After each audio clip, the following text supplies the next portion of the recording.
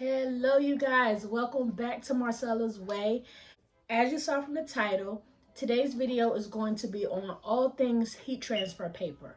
As new t-shirt designers and t-shirt makers, I want to make sure that you know the different types of heat transfer paper and the way to apply both. So thank you again for coming back to this channel. Aside from that though, I hope you guys are all safe. I hope you guys are staying well. And I know it's a lot going on right now with this current election. And can you believe we're this many days in and don't have a president yet? We have a president, but you know what I'm saying. Anyway, but either way, you guys focus on your work, focus on your family. Everything is going to work out for the best. I believe that. So either way, if you can get into this video and it takes you out of the stress of whatever for the moment, I've done my job, okay? So make sure you guys are looking out for the website that will be coming very, very soon, about the middle of November 2020. And I want you to make sure that you are going to our social media account at minitingzcustoms, which will be here. The website will be here, and I'll make sure I drop a launch video. Without further ado, let's get to the video.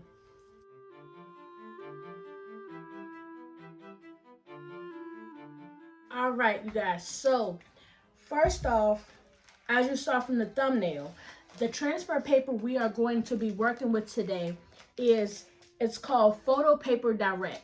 Now, this is a common heat transfer paper. There's others that you can get. Avery has a really good heat transfer paper. I really like it. You can get it from Office Max, but the only problem is anytime you are getting anything from a retailer, you will pay retail prices, okay? So if you want to get Avery, order it from Amazon or maybe order it directly from the website itself, because at Office Max it's like $32 for 18 sheets. So this right here, I'm gonna have to check the price. I'm not sure, but I know it is 20 sheets in here and it's probably like $15, okay? So anyway, one thing that I definitely want you guys to know when you are buying heat transfer paper, okay, is there are two separate types of heat transfer. There's one for light garments and there's one for dark garments, okay? The light garments are whites, grays, light colors, okay? Anything that's going from a red, like a bright red on down, the color scale was red, blue, like dark blue, dark gray, black, all of that is considered dark colors, okay? So if you do put the white heat transfer paper on a dark garment, it is not gonna show. It is basically gonna right through. I don't know what that was, but yes, it's going to blend right into the shirt and you're barely gonna be able to see it. So that's definitely something that you need to keep in mind. You wanna make sure that your paper matches the color garment that you have, okay? The other thing is the heat transfer paper a lot of times works on inkjet. So if you have a regular inkjet printer, this will work great with that. Some of them, I'm not sure. I think there may be some that work with laser printers. I'm not absolutely sure. I'm going to have to do some research on that. But I know this particular one is for inkjet. It says inkjet on it. And most of the time, unless you get a bigger one, heat transfer paper will come in at 8.5 by 11 or an 11 by 17. So this will be the normal size one that you will get. And basically all you have to do is take your image.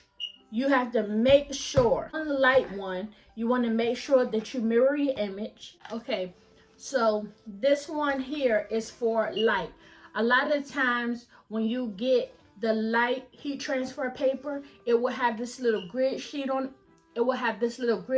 the back. So you put your image on mirrored. You want to make sure you put it in your printer and you print it off as normal. But you want to make sure you put it in your printer with the grid side up. Okay? If you put the grid side up, then it will go through the printer and kind of come out like this. Okay? So then the image will be printed on this side. And then what you'll do is you'll take the image and you will place it face down on your shirt, and then you will press it, okay?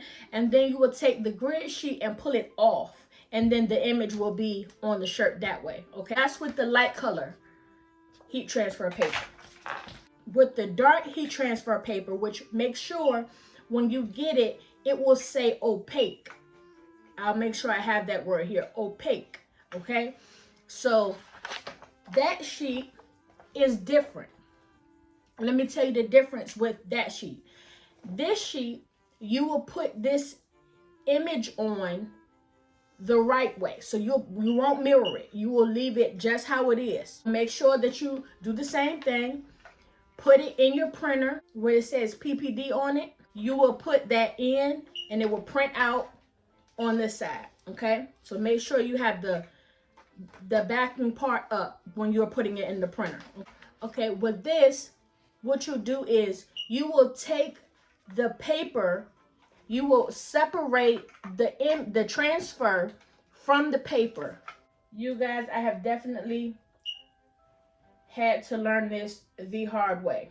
I really don't know if all opaque heat transfer papers are supposed to do this. I don't even honestly know if I'm supposed to do this to this one. But what I do know is this is Marcelas Way. So you guys let me know in the comments if there is another way to do this. But as far as I'm concerned, this is my way.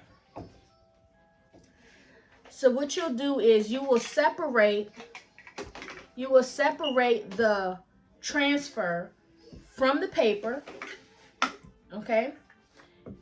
So you'll have this matte side on the front and this shiny side on the back, right? And then you will take this, the shiny side, lay it down onto the shirt. Now, the one thing about this is once you put the heat transfer paper with the matte side, this is opaque now, with the matte side up and the shiny side down to the shirt, you want to make sure that you do it fast because the heat from the press will start to curl the ends. And once you curl the ends, it's going to be hard to uncurl. And then when you press it, you're going to press, it's not going to look neat because the ends have curled. You can't get them uncurled. You either going to have to do it over, you're going to have to deal with it how it is, something. But all I know is once you put it up there, get it going. Now, if you watch this video here, it shows how to lay down the heat transfer paper, a heat resistant sheet over top of it. That will keep the ends from curling, and then you can go ahead and kind of move it around like that, almost like a little Ouija board or something. You're just gonna like move it around. You're gonna move it around with that. So once you put it down, you set it where you need to, and then you press it, and make sure that you're following whatever the temperature directions are for it. Make sure that you are following those directions. You guys, if you hear little clicking in this video, I have a little visitor here. My son is in the room with me, so don't pay that any mind. Some heat transfer packs, they have this little sheet right here. If you see this sheet, this is meant to lay over top of it.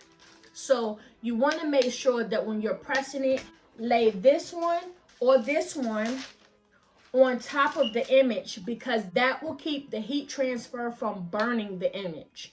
You don't want to burn the image. You don't want to ruin your heat press. You want to make sure that you are protecting both the garment, the image, and your heat press. Make sure that you are doing your research when you get your heat transfer papers. Make sure that you are following the instructions. Don't assume just because one one is supposed to be like, one brand is a way, that all brands are that way. Brands are different. They have different ways of, you know, doing the transfer images. You guys make sure you stay tuned. I will also be teaching you guys about sublimation soon. Sublimation sheets are different. Stay tuned for that. I'll make sure that I put a playlist here for you to see other videos like this. If you guys want me to do any other types of videos, any other topics, make sure you leave that in the comment section. Make sure you are liking this video. When you like the video, it really tells YouTube that you really like the content that you see and you want to see more of it, and it helps my channel to grow. Make sure you subscribe to this channel. Okay, I hope you guys found that information very, very helpful. Thanks again for coming back to this channel, and as usual, I have a my way so I can inspire you to have your way.